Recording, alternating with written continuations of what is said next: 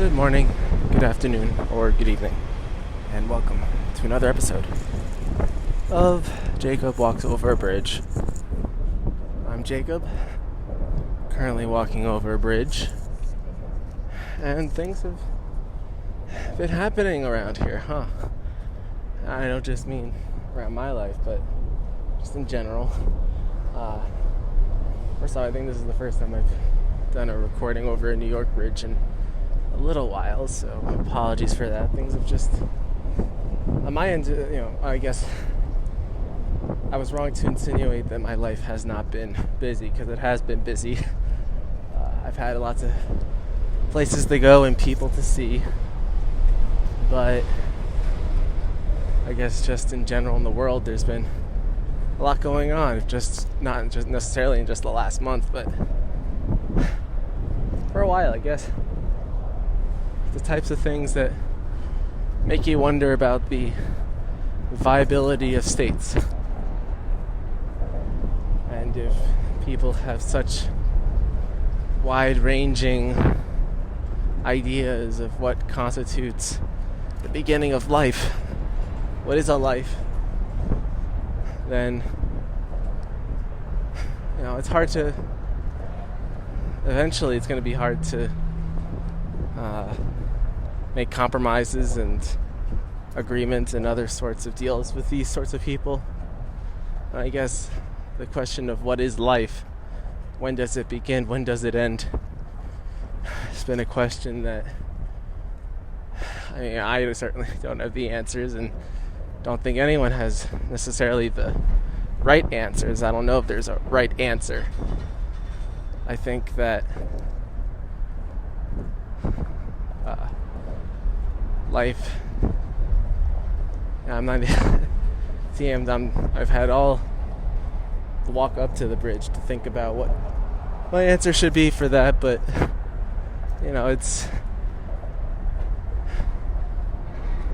I don't necessarily think a small grouping of cells independently is life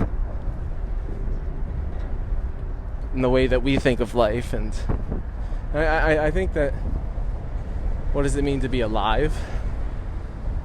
What does it mean to be independent?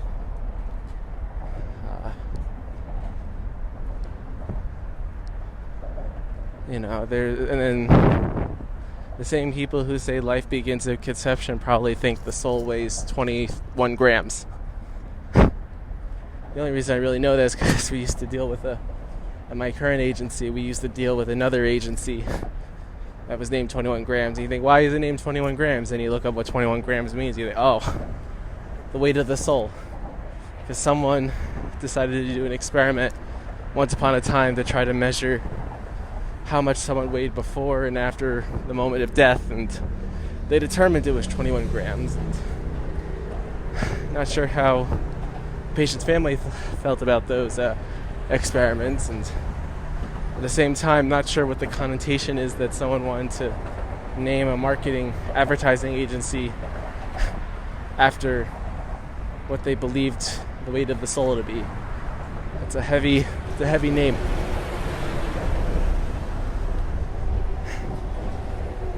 But things, I guess it always goes back to theology too. A soul, obviously, the concept of a soul is based on some sort of thinking that that's what necessarily gives people life. I remember it was a shock. It was probably, maybe I want to say I was maybe 8, 9, 6, I don't know, sometime early on in life when I came to the realization that, for the most part, humans, when thought of in the animal kingdom as, they're thought of as separate beings. And it blew my mind when I came to the realization that, we are really just all the same living creatures.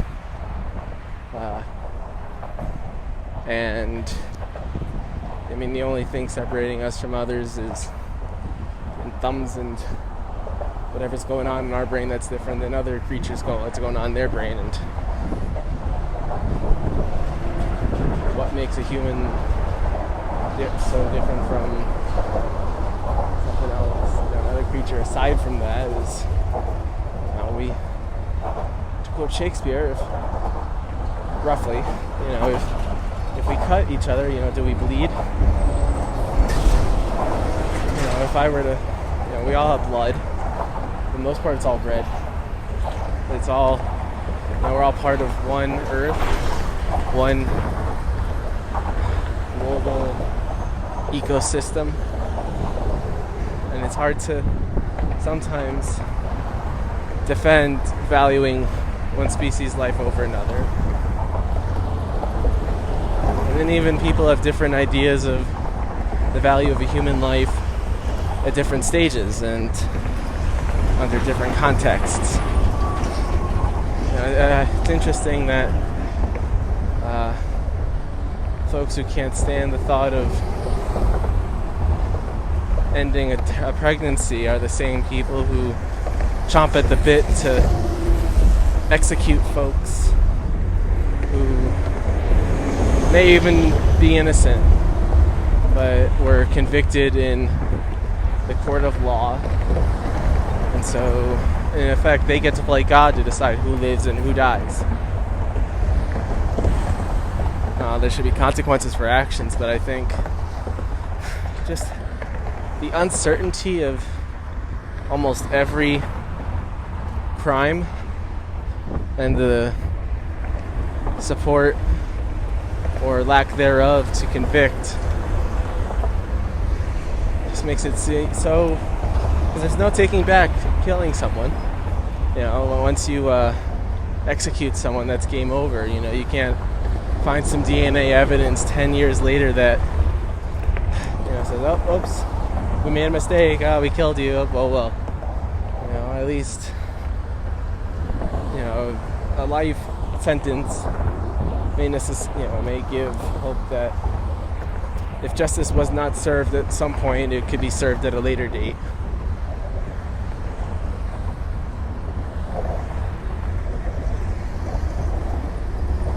But I guess it's just how all of these folks view their code of ethics, their morals, and it's a common point among some of the more pious, who might look down on those who are either of a different faith or of no faith at all, and think that because they respect no holy book or their own holy book, that they must lack empathy, or they must lack the idea of what it means to be a good person. Whereas from what I've seen on the internet, I can't say I've read the Christian Bible in its entirety. I'm fairly certain I've read most of the first half of the Bible, but the new part is not for me. But from the analyses I've seen from people I trust on the internet, and I know that's a weighted term to begin with, but I know that these folks who I trust on the internet have some basic common sense. And, that's also another. Common sense is a word or a phrase I'm trying to not get too used to using, considering that what's common sense for one person may not be common sense for another. Definitely, we'll leave it to Thomas Paine. I think we'll let him own that term. This is fun. So I'm on the Triborough RFK bridge, and it's one of those fun bridges where there's no high safety gate, so I could just get a nice unobstructed view of the area around the bridge, nice view of the water and the Hell's Gate Bridge over there. But this bridge, at least the walkway, is known to shake a little bit, like a little mini earthquake. And I know I've said I want to experience an earthquake once in my life, and I know as soon as I experience an earthquake, I'm never going to never going to want to experience another one. But when it comes to just simply walking over the bridge, it's kind of a fun little experience. I don't believe the bridge will fall. It stood for many years, and I don't think today is the day that I go down with it. But that would be a fitting end for me, going down with a bridge. I'd like to think that I have a few more bridges left to cross in my life. So I will continue on my way to Queens. But where was I? Oh yes. According to folks who I trust, it seems like a lot of what people consider to be the right answers in their mind, what they think is moral, go against necessarily what the books they espouse. So I think that it's imperative that they pay closer attention in Bible study, or stay out of other people's business. And I am being sort of quiet here as I continue on, because I was trying to maneuver my way around people who don't read signs when they enter the bridge, and for some reason think this narrow walkway is the best place to be riding their bike.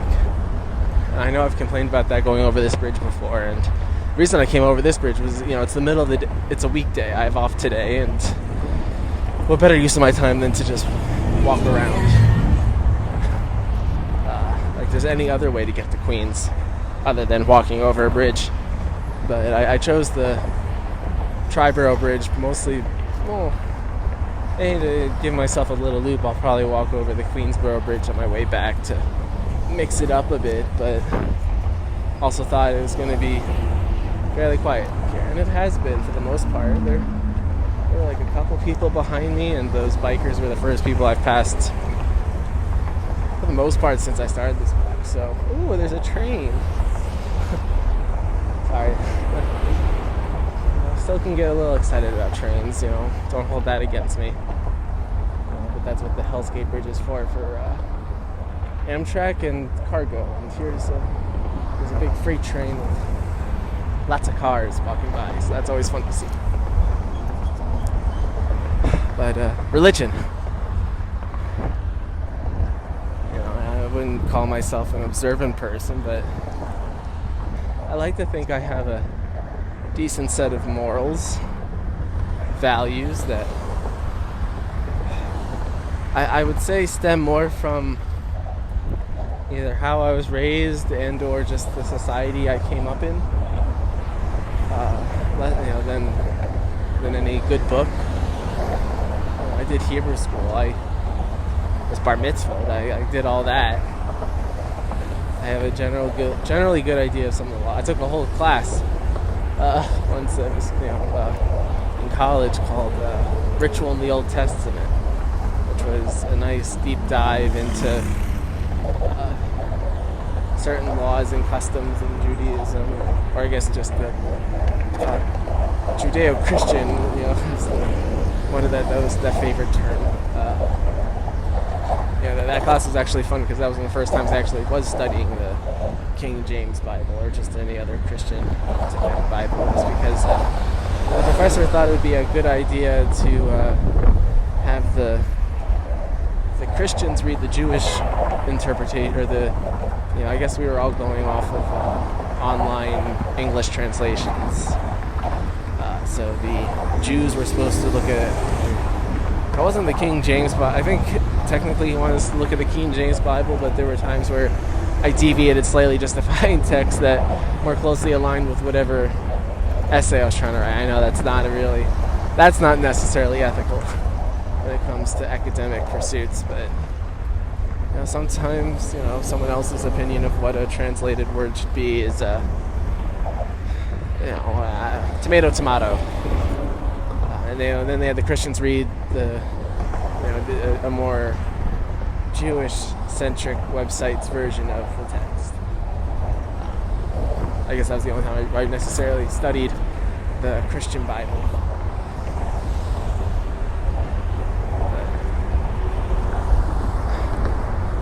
going back, I guess, to all that, everyone has a different idea of what the right way to interpret text is.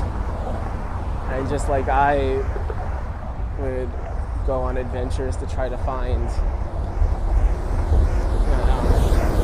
go on an academic quest to find something that more closely aligned with what I believed.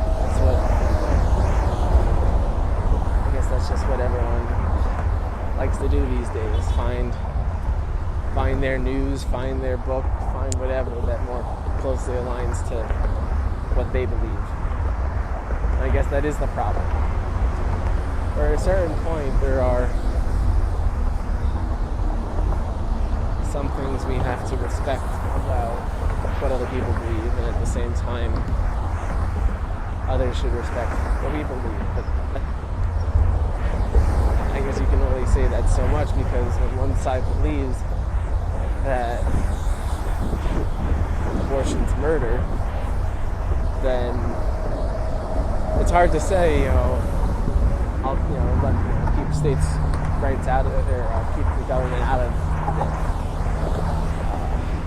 it. It's not your business. But when you think that it's murder, that's kind of your business. Though I will say there was a comedian who I follow, Steve Hofstetter, who had a good bit about that, where the reason why people may not necessarily think that it is murder, or not as bad as actual murder, is that,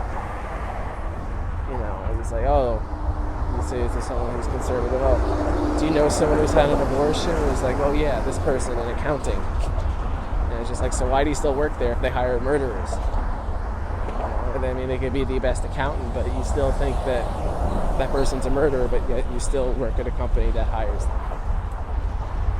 So, I mean, that's maybe not necessarily representative of everyone. I think there probably are some folks who would only want to work at a good Christian company, or they only espouse Christian values, quote unquote.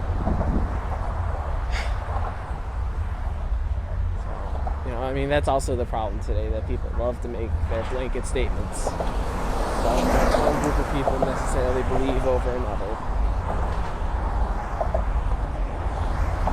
So I guess going back to what is life,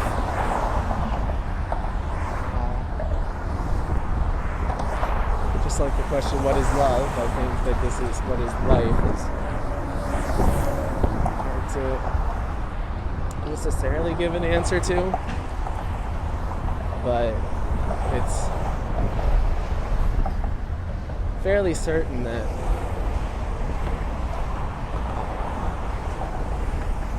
we're not going to get a good resolution to the issue surrounding abortion in this country anytime soon. Now, we'll see.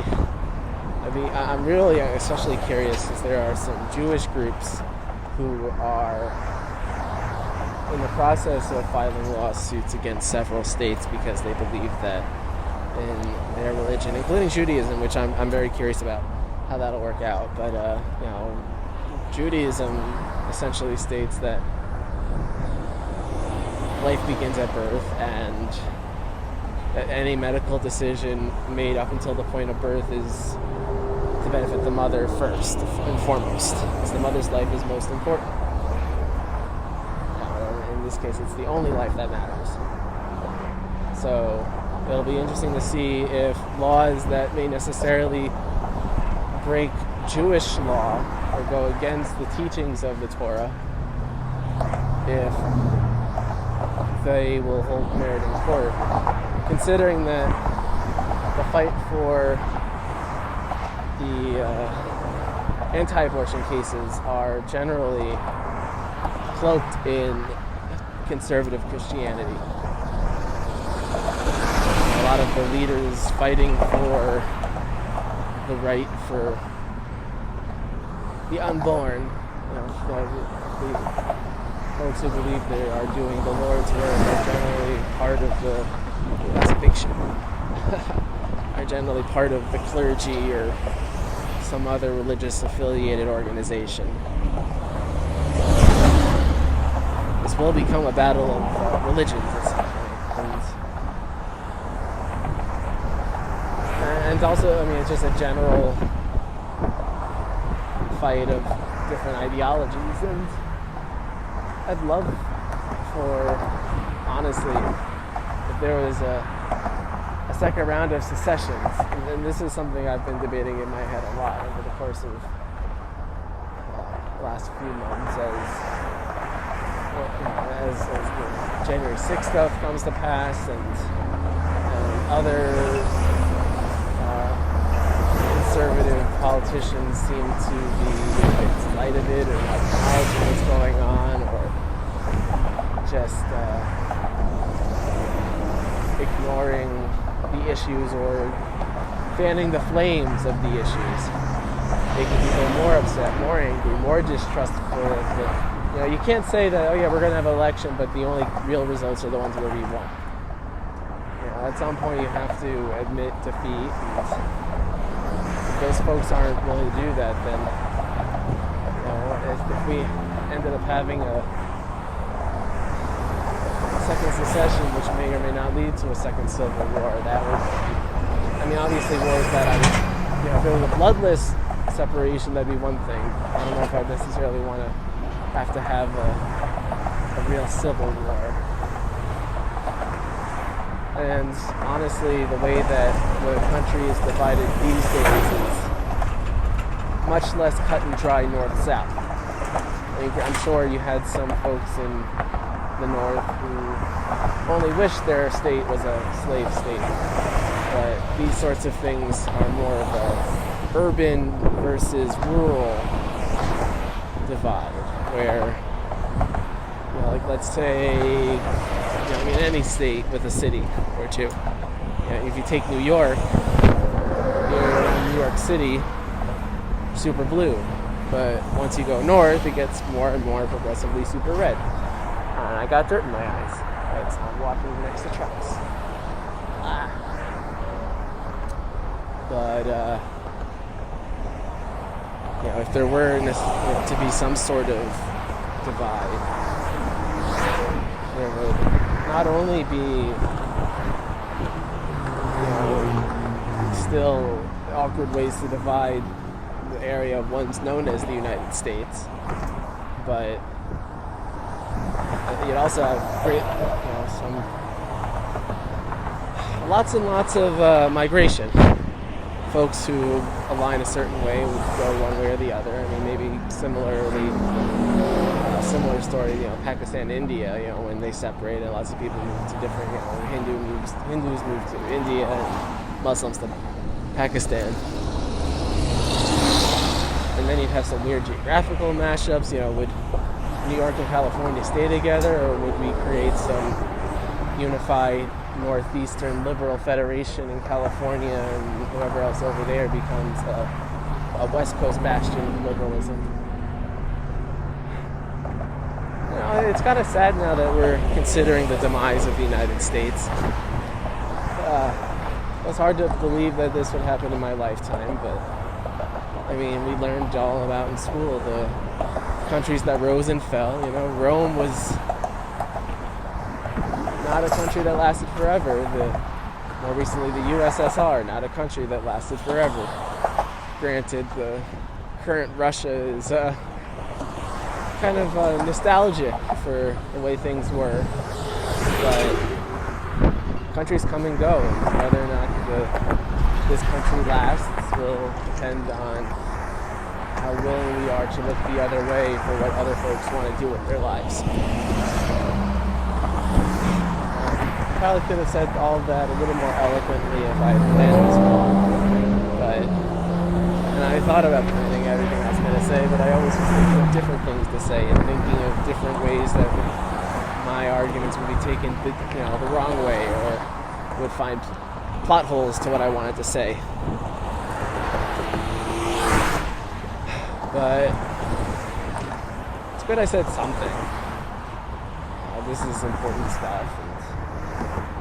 I think I'll see how things shake up and how that impacts how I act going forward. I'm generally not a fighter, but it's tempting to hit up one of these if they end up doing more rallies and having a voice that way, but for the 40 people who listen to this, it's good to know that you know where I stand on these things. Because I'd rather not embrace the status quo by staying silent. But on that note, I've reached the end of the bridge. I am currently in Queens. It was nice talking to y'all, and hopefully the next time I decide to go for a walk, there'll be happier things to talk about, or less things that, or something maybe I have a better understanding. But in any case, good day and good night.